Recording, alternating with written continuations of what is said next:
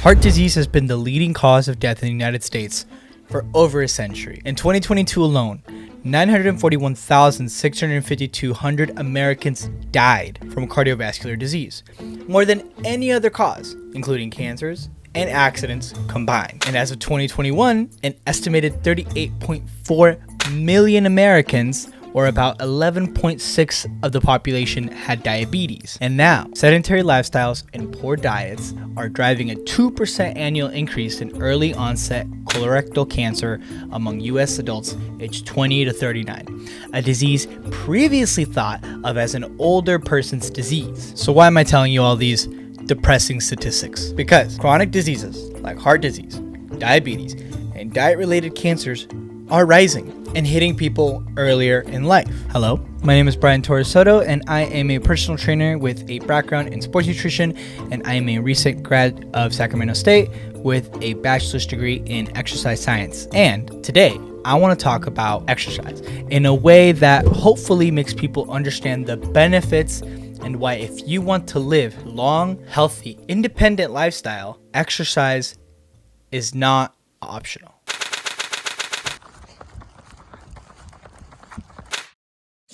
First, let's talk about exercise. As you may know from previous videos, I like exercise. I'm training for a marathon this year, I'm hoping to do a triathlon next year, and I love to lift.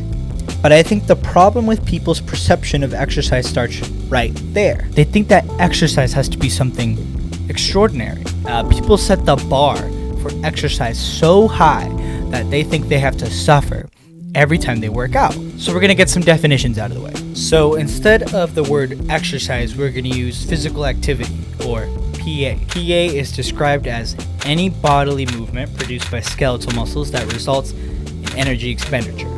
This is PA, physical activity, because I am, by definition, producing movement via my skeletal muscles using energy. But no one would consider this exercise, not even close to it. That is why we measure the intensity of PA usually as METs, or metabolic equivalents. For example, 1 MET is defined as 1 kcal per kilogram of body weight per hour, and is roughly equivalent to the energy cost of sitting quietly. So actually, technically, I'm not using 1 MET right now. I'm standing, which requires more energy use actually, so it'd be slightly higher, but you get my point.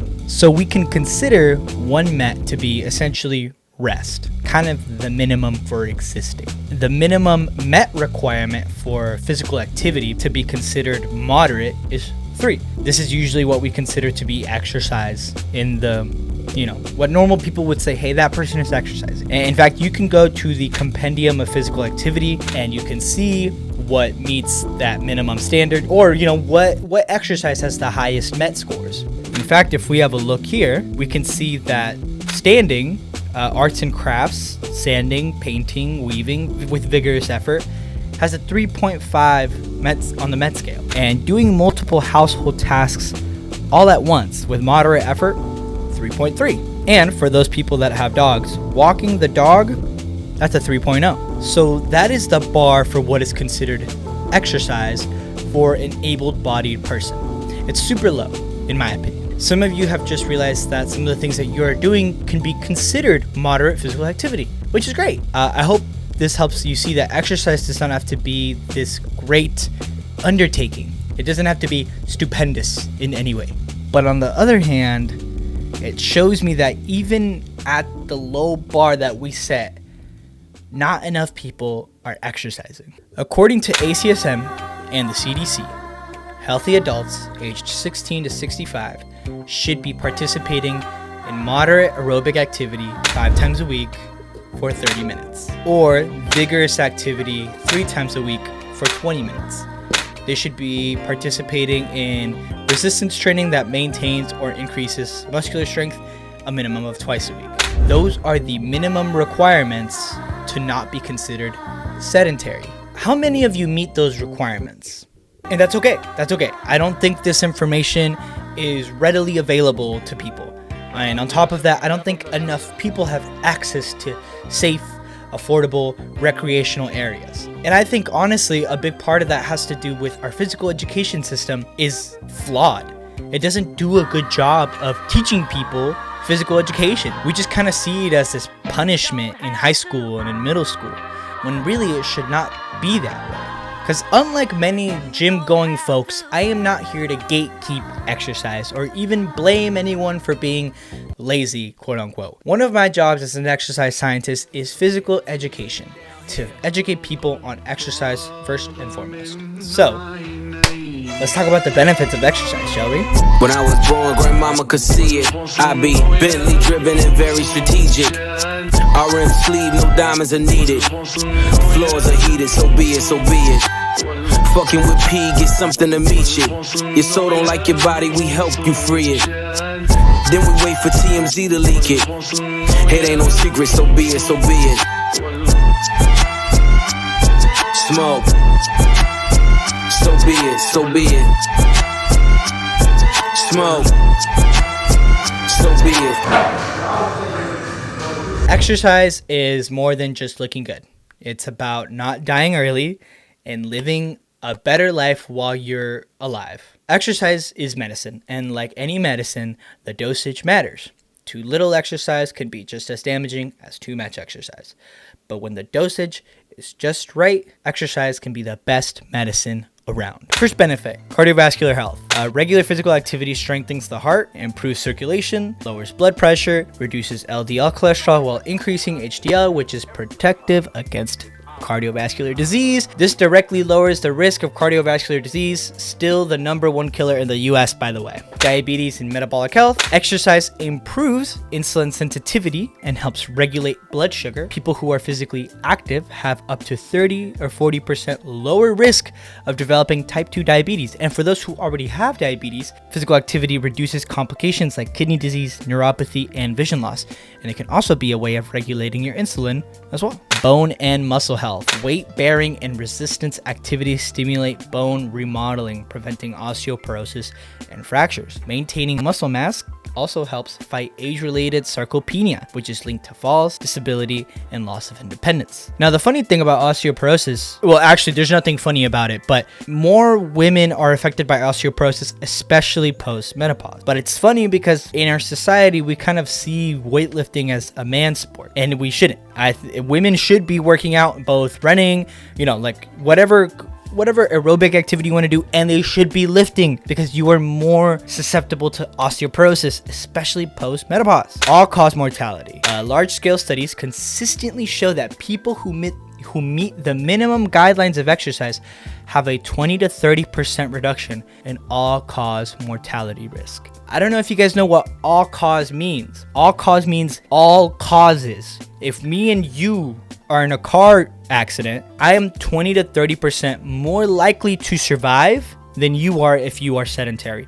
Why? When I exercise frequently, when I do a lot of aerobic exercise, I probably will have more blood than you, meaning that if it's between me and you who's bleeding out first, it's gonna be you because I exercise more, I have more blood in me. Put simply, you live longer. Cancer. Active individuals have lower risks of colon cancer, breast cancer, and endometrial cancers. Kidney health. Exercise helps regulate blood pressure and blood sugar, reducing stress on the kidneys. Brain health. Physical activity improves memory, reduces cognitive decline, and lowers the risk of dementia. Mental health. Exercise reduces symptoms of depression and anxiety, improves mood, and boosts resilience to stress. So as it stands, exercise is the biggest non-drug intervention that we have. Simply put, if exercise could be sold in a pill, it would be the world's most prescribed medicine. So what can you do today? Well, to start, we can go back to those CDC and ACSM recommendations. Moderate physical activity for 30 minutes a day, 5 days a week. That doesn't mean that you have to, always be on a treadmill. Like I discussed earlier,